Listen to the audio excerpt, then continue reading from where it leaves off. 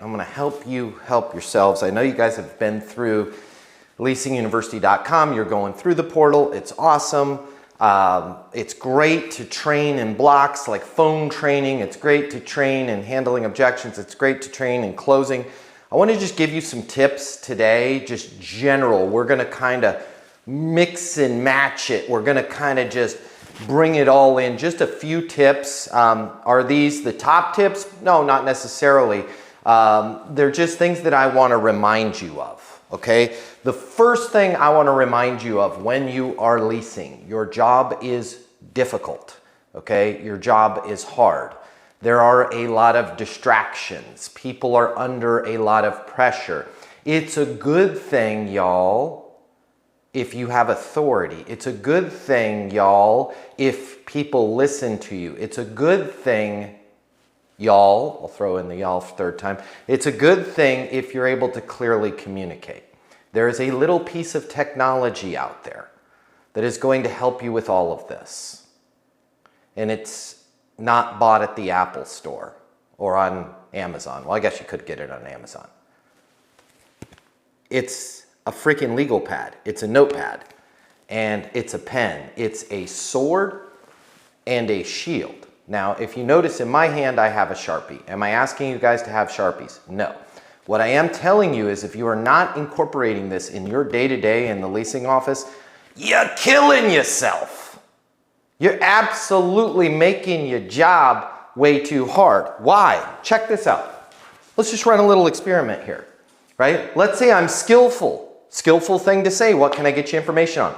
I'm in the leasing office. Hopefully, I get out of my chair, get my tookish off my chair, but I walk up to somebody, hey, what can I get you information on? Welcome, welcome, what can I get you information on? If that person's angry, if they're a resident and they're yelling at me, right? Not a lot. The minute, the very second, you guys have these things in your hand. You have power, authority, credibility, and you can drive. You can drive the conversation. Check it out. Welcome. What can I get you information on? How we're looking for a two-bedroom. Two-bedroom. Excellent. Excellent. My name's Matt. What's your name? It's Tina. Tina. Great to meet you, Tina. Tina, what's most important to you in the two-bedroom? Right? Now, all of a sudden, I'm listening. Okay, you don't even have to have great handwriting. I don't. I'm listening. I'm taking notes. Let's say a resident comes in, and that resident is screaming at me. Right? That resident, oh, we have a leak. Remind me again your unit number. It's 1607. It's 1607. The minute I write down 1607 in front of them, just giving you guys a cheat code for life here, okay? They're not going to bring it up again. If they do bring it up again, which they won't, maybe one time. If they bring it up again, I'm circling, yep, 1607, got it. What we're going to need you to do is we're going to need you to go on the portal. I'm going to write down the word portal in front of them, right? And then we're like, oh, I just need to get it fixed. As I mentioned, we can get the team out there. We can do a request for 1607 leak in the bathroom, sink, and we're going to have you go onto the portal to do that. The minute you write things down, guys, it solidifies it. It memorializes it in a moment in time. When you guys don't have crap in your hands, conversations go in circles. Nobody really hears you, which is why when you get together with your friends, when you get together with your family, y'all talk about the same stuff over and over again, and I know that's fun, right? Y'all talk smack about whoever it is. Crazy Brenda, I don't know. Do we have a Brenda on here? If we do, it's different Brenda. It's not you, Brenda! Crazy Brenda. Oh my God, Crazy Brenda. You say the same three things about Crazy Brenda the whole time. If y'all were taking notes, you talk about one time with Brenda going to date another. She going to pick up another guy outside the prison again, right? It's no point in going through it all. When you're working with a prospective resident, y'all, and you have a sword and shield, you can write down that you're listening to them. When they say, hey, we want to get into the Montgomery School District, you can write that down just out of curiosity. Why is that important? When you're saying things like, just out of curiosity, what's your biggest reason for moving? Traffic. Just out of curiosity, how long are you in traffic? An hour and a half. Write it down. You know, because of the fact, Barbara, that you had told me you're sitting in traffic for, by the way, was that an hour and a half each way or one way? One way. One way. We're all the way on the other side of yonder, right? You can write that stuff down. Guys, people will listen to you. This is a mini freaking whiteboard. This is a way for you to take control of the conversation. If nothing else, and there's a lot of else to this, when you have stuff in your hands, you're not awkward, you're not threatening, you're not like, by the way, this, back in when we were younger, most of you still are, when we got wasted at parties, I'm just gonna be honest with you, you know why you got wasted at parties? Because you didn't, I don't know what to do with these things. It's really awkward when you're stressed. These things become all of a sudden you become, I don't know what I should do with these things. And then you grab a red Solo cup and the next thing you know, it's getting filled up 27 times. Guys, in a stressful environment, you need stuff in your hands. When your hands are occupied, you're in freaking control. I don't know if this goes back to our lizard reptilian brains of like, this is stress. Are we gonna fight? Do I need a weapon? All I know is this, when you have stuff in your hands, you slow down. You become calm, you become cool, you become professional. You can show the person that you heard them. You can draw things on it. Well, we're gonna be over in unit 2304, okay? That's over on the east side, and I can be cool, calm, and collected, and like, wow, that person's super professional, okay? Sword and shield. I beat it to death, but it's important. Walk around with these. Have these by the phone. Write notes down. What's the next thing I want to cover? What can I get you information on? Best line ever. What can I get you information on? If you are not using this, start using it. You can thank me later. Every single person that walks into your leasing agent, or your leasing office, every single person that ring-a-ding-a-dingy calls the leasing office, walks into, calls, whatever the situation is. Every single person wants one thing and one thing only, information. Information on the price of your 2 bedrooms, information on when their lease is up, information if Barbara C. turned in her TPS report. Barbara, you are always ahead of the game on the TPS reports. Barbara's just killing it, right? Information on whether amazing Ashley leased another 4 apartments yesterday alone. Of course she did. Smashly is what we call her, because she just she just smashes occupancy. It goes through the roof, right? Information. What can I get you information on? Not how can I help you. Right? I just want to clear that one up for you. If we were in pre-law school and I was Professor Matt, former judge in the Circuit Court of DC Section 104, spent my entire career in law, and now I'm teaching you bright young law students, I would tell you this. When you say the words, how can I help you?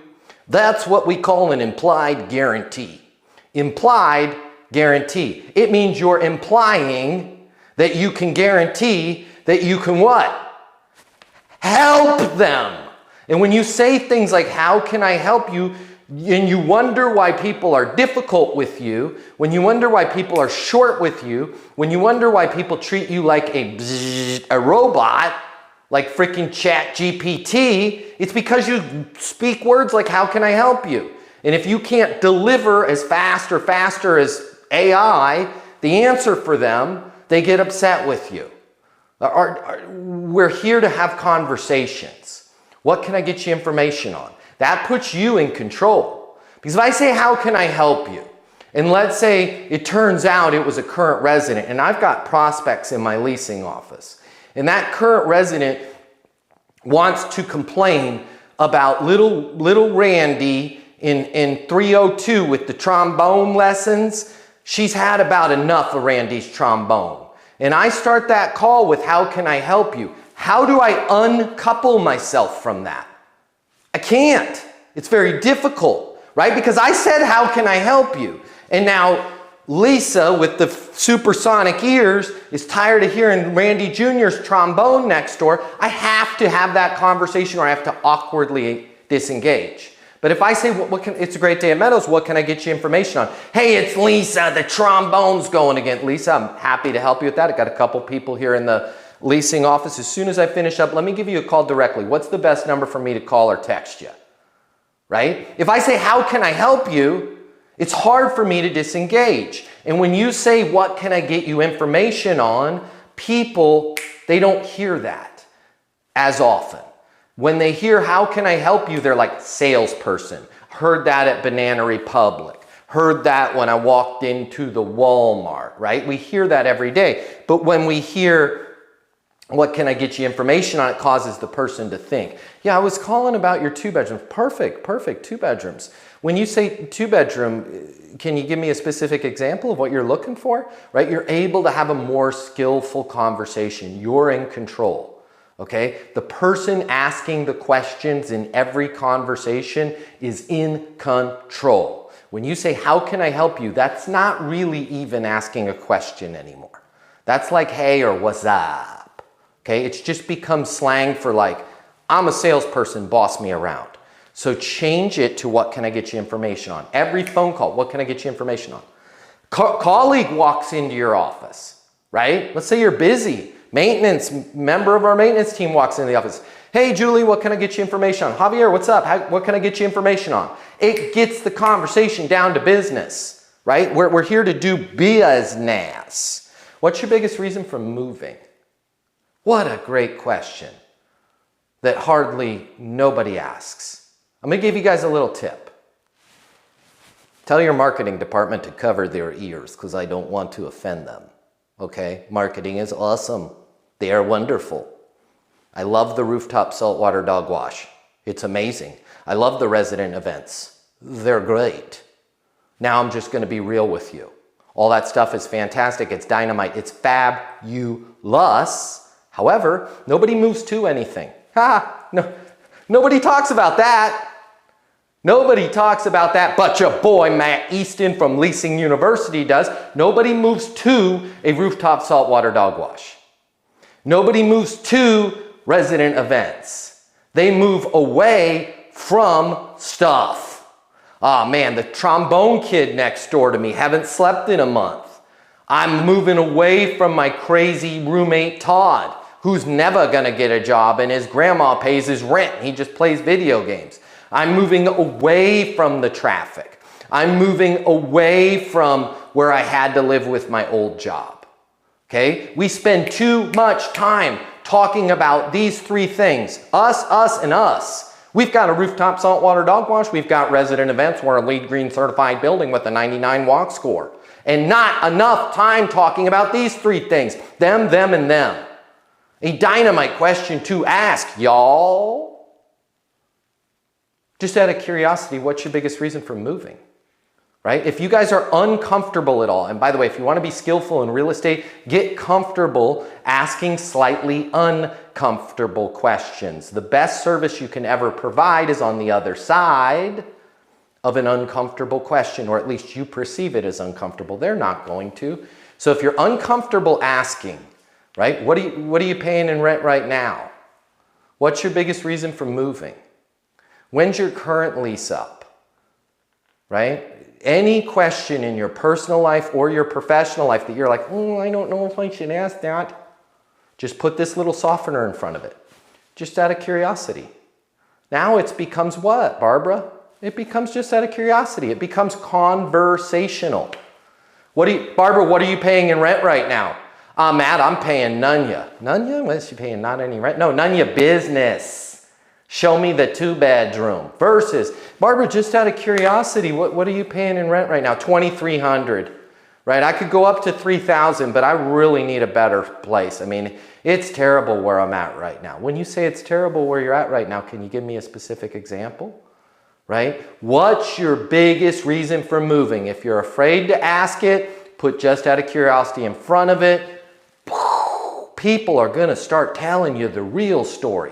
And when you know the real story, you can say, hey, Barbara, because of the fact that you had said you haven't slept in 3 months because of the trombone lessons, you work from home, you need a great place to put your desk with a cool background behind it. I think I've got the perfect home to show you. Can you swing by today? right? Now you understand their story and it's easy to curate your message. Just out of curiosity, what research have you done on us? If you guys don't like selling, if you don't like pitching, join the club. I don't either. I think pitching is gross. But we do it awfully in property management. We just go into these, call one of your competing properties, or maybe you do this. We just throw up on people all the stuff about the community, right? We've got this rent special, we've got 2 bedrooms, we've got 3 bedrooms, we've got a rooftop saltwater bike wash, we've got a bike rack, right? We've got the mail room, and then we've got the pool with a cold plunge and a hot plunge and a lukewarm plunge. It's a lukewarm plunge, that's a regular pool. But we like to call it a plunge because plunge gets leases. You just sound like you're pitching because you are. But if I ask Ashley, after I understand what's going on in Ashley's world, after I understand what I can get Ashley information on, after I understand what Ashley's biggest reason for moving is, I can gracefully, skillfully, elegantly, that's our word for the day, elegantly. Ashley, just out of curiosity, what research have you done on us? Well, I mean, I saw you on apartments.com. It looks pretty good. I really like this. Yeah, and that's what I was thinking too, especially with your situation with the tuba playing neighbor and the crazy roommate that is probably never going to have a job until grandma's money runs out. You know, one thing that we're really proud of at this community is we've got a lot of professionals that work from home, and we've really designed the community to be something where if you do work from home, we've got a wonderful business center. The way the units are laid out with the kitchen and everything, it's really great to work both in your unit and when you need a break, go down to the business center. I've got a couple floor plans in mind based on what you were telling me with the situation of wanting to move from that roommate situation to a 1-bedroom, but I'm also very excited to show you our business center and our work pods that we have set up. Are you against taking a look at that area of the property before we head on up to the unit? Right? I don't have to. When I say what research have you done on us, all I'm doing, I don't care what their answer is. I'm now, instead of pitching, I'm responding to their answer. Don't know anything. Saw you online. Was over here 2 days ago. My friend lived here. Doesn't matter what their answer is. I now can curate my response and I'm responding to their answer. By the way, when you ask what research have you done on us, and they're like, best friend Tina lives here.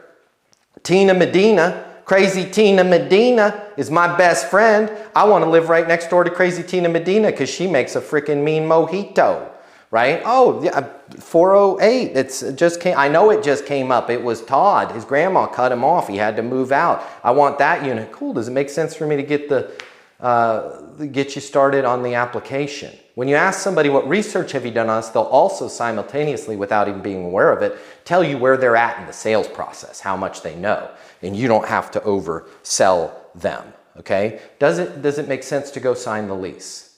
Does it make sense to come by the community today? Does it make sense to get your lease renewal locked down so it's one less thing you have to worry about here as we approach the holidays?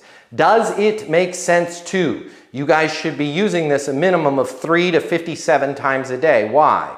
If I ask Christina, does it make sense for you to come by the community and take a look today? Am I asking Christina to do anything? No, I'm not. No, I'm not. Words matter, guys. Hey, Christina! Our voice turns into this up talk when we try and sell people. Would you like to come by the community today and take a look?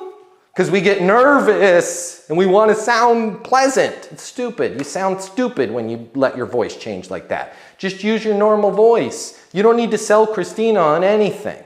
Here's what I'm going to tell you. People are exponentially, turn one word into 5 there, exponentially more likely to do the thing you want them to do, sign the lease, renew the lease, come to the community that day, if it's based on their reasons. How do we make it based on their reasons? We ask them if they think it makes sense. Hey, Christina, does it make sense to swing by because of the fact that you said you got the crazy tuba, haven't slept in 3 months, you got that roommate that's just never going to have a job. I think I've got the perfect place to show you. Does it make sense for you to swing by the community this afternoon?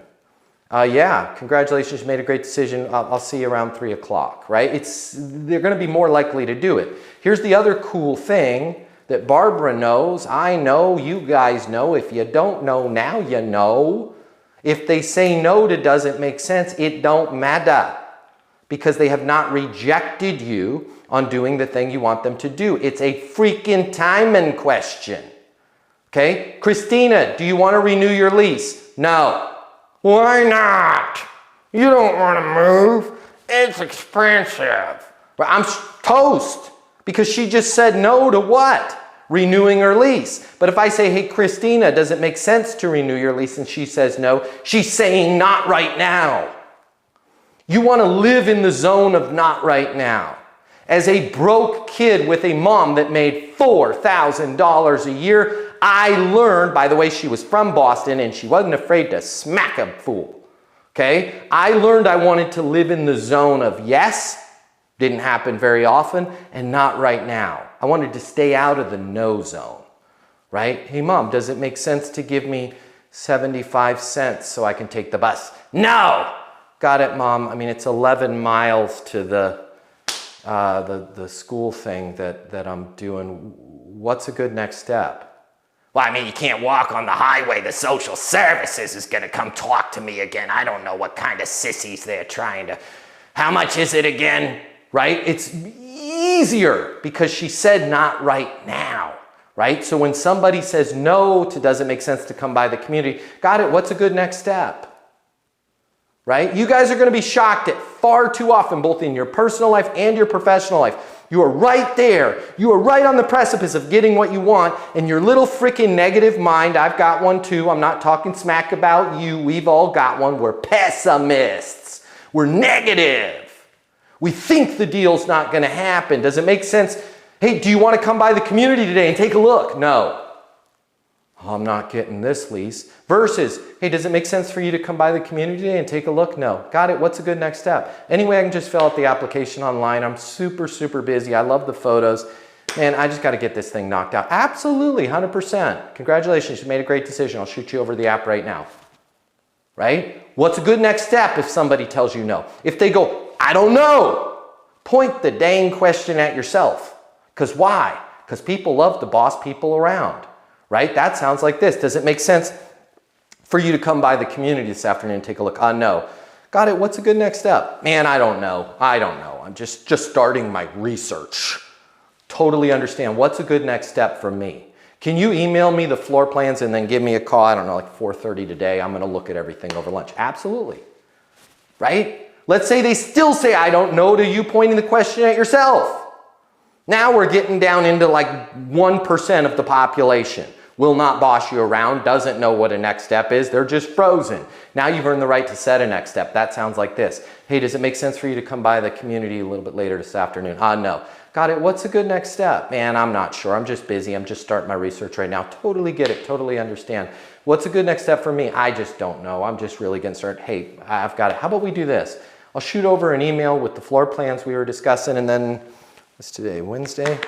I'll give you a call Friday morning if I haven't heard from you before then. Fair enough? Like, you guys, either way, you're in control. You're in the game. You're in the game. You're staying in the game. That's what you need to do. Does it make sense? Hey, just out of curiosity, what makes that date important? Just out of curiosity, what makes December 4th important? Just out of curiosity, what makes May 4th important? Nobody in property management ever asks this, and they are crazy for not asking this. Go call a couple competing communities. They'll be like, great name. Thank you for calling Ricky Tikki Tavi Apartments. My name's Ricky Tikki Tavi. How can I help you? Right? Not skillful. And then they'll say something stupid like, well, it's not stupid. It's stupid if you don't ask the second question. What date do you need the apartment by? Or what date do you need to move in by? May 4th. Got it. Let me check. It's dumb. There's no point. Don't even ask that anymore. Stop it. Knock it off. Because the information that you need is on the other side of the date. Yes, you need the date. But more importantly, you need to know what makes that date important. Why? Residents are confused. Residents will think their lease is up when it's not. Residents will tell you a date that they needed to move in by. Residents will pull a date out of thin air. Why do I care if they're pulling the date out of thin air? I care because I have select inventory. I need to know who is laser focused, locked in on a specific date, cannot move off of that date, and I need to know who has flexibility. If I ask people, do you have flexibility? They go, I don't know. Or they go, no. But if I ask people, what date do you need to move in by? May the 4th. What makes that date important? I don't know. I'm living on my Uncle Randy's couch and he don't care how long I live there. I love Star Wars. May the 4th be with you. Right? I don't have anything in May. I can actually get you in April if you'd like to get off of Uncle Randy's couch ahead of schedule. Does it make sense for you to come by? Yeah, I'll do that. Right? But an unskillful property manager, what date do you need to move in by? May the 4th. I don't have anything available. Okay, thanks, bye. Randy, there's just no apartments. I'm never gonna leave the couch. Let's watch Return of the Jedi again. Right? Like, you guys have to be skillful. What makes that date important? Okay, you want to follow up? Let's bring it home with a little follow-up. As promised, because you were next step obsessed, because you said a next step, calling to see if it makes sense to blank. When you are following up, y'all, when you're following up, we ain't following up anymore. People that follow up don't get a call back. People that check in don't get a call back. People that ask if somebody has questions, not only do they not get a call back, but when they do, that person beats them up on their price and policies. Why? Because only a guilty person would ask the other person if they have questions. I know that's not true, but that's what's perceived. I'm going to say that again because it's really important for you to understand.